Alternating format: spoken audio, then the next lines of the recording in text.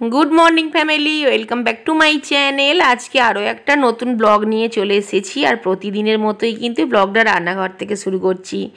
তো এখানে না আমি গরম ভাত বসিয়েছি ছোট বাটি করে আর কি, আর জুনের মতো বসিয়েছি। ওকে টিফিনে আজকে গরম ভাত দেব।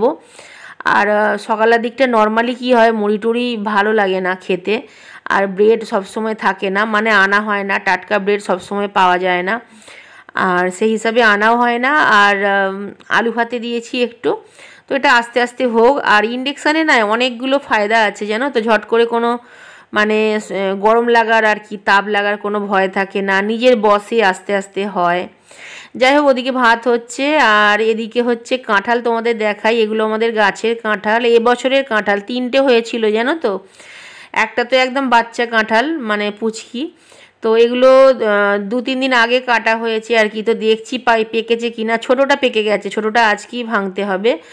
আর বড়টা হচ্ছে অল্প নরম হয়েছে, ওটা আজকে না, ওটা কালকে বিকেল পর্যন্ত মানে ভালোভাবে পেকে যাবে। গাছে এখনও একটা আছে, তোমাদের দেখাচ্ছি, দেখো, দেখতে পাচ্ছ কি নিচের সাইডটায় ঝুলছে আর কি, ওই মোটা ডালটায় ঝুলছে নিচের সাইডে একটা।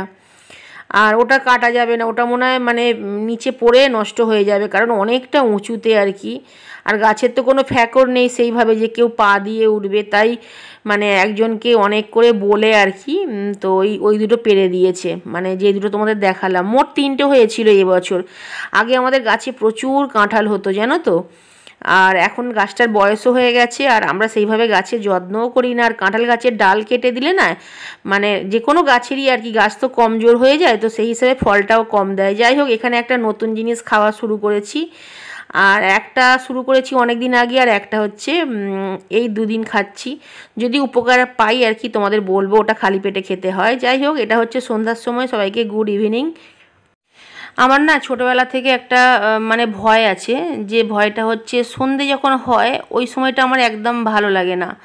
মানে সকাল হওয়াটা দেখতে খুব ভালো লাগে, ভোর থেকে আস্তে আস্তে আকাশে আলো আসবে সকাল যখন হয় আর কি, ওটা খুব ভালো লাগে। মানে একদম ভোরের আকাশ, ভোরের আবহাওয়া খুব ভালো লাগে। কিন্তু সেই মানে দিন থেকে আস্তে আস্তে যখন সন্ধ্যা হয় আর কি, সন্ধ্যার পরটা ভালো লাগে। সন্ধ্যার পরে আকাশে কোনো আলো থাকে না, আর চারিদিকে লাইট থাকে, তখন ভালো লাগে। কিন্তু মানে সন্ধ্যা যে হচ্ছে যেই সময়টা, ওই সময়টা আমার খুব ভয় লাগে। মানে ছোটোবেলা থেকেই আমার একদম পছন্দ নয়। আসলে ছোটোবেলাটা অন্যরকমভাবে কেটেছে তো, যার জন্য আরও বেশি ভালো লাগে না। তার কারণ হচ্ছে সন্ধ্যা হয়ে গেল মানে গ্রামের দিকে, অনেক বছর আগের কথা বলছি, এখন তো অনেক উন্নতি হয়ে গেছে গ্রামে। তো তখন কি হতো, সন্ধ্যা হওয়া মানে কোনো বাইরে বেরোনোর সিন নেই, 4 দেয়ালের ভিতরে 8:30 কি 8টার ভিতরে একদম মানে পড়াশোনা কমপ্লিট করে তার ভেতরে খেয়ে শুয়ে পড়তে হবে। আর 12টা মানে বিশাল রাত আর কি। এখন তো সারা রাতি আমরা জেগে থাকি, সারা রাতি রাস্তাঘাটে গাড়ি ঘোড়া চলে, লোকজন যাওয়া আসা করে, কিন্তু তখনের ব্যাপারটা তো আলাদা ছিল। আর গ্রামের দিকটা আরও বেশি নির্ঝুম, তো ভালো লাগতো না, একদম বেকার লাগতো আর কি। তো ওই জন্য সন্ধ্যা হওয়াটা মানে আকাশ আর কি আমার একদম ভালো লাগে না।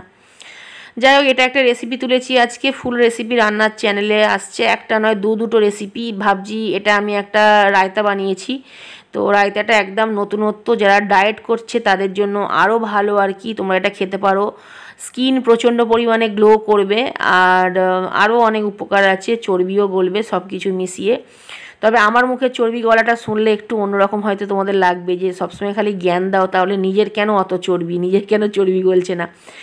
তো যাই হোক, সেইভাবে মেনটেন করি না, কারণ সংসার সামলে নিজের জন্য সময় বের করাটা খুব কঠিন একটা কাজ জানো তো, বিশেষ করে আমাদের মতো হাউস ওয়াইফদের জন্য। যাই হোক, এই ছিল আজকের আমাদের ডিনার মেনু। বিরিয়ানি ছিল, ভেজ বিরিয়ানি বা কুকার বিরিয়ানি বলতে পারো, আর রায়তা ছিল। আজকের মতো বাই, চলে আসবো নতুন ব্লগ নিয়ে। Thanks for watching.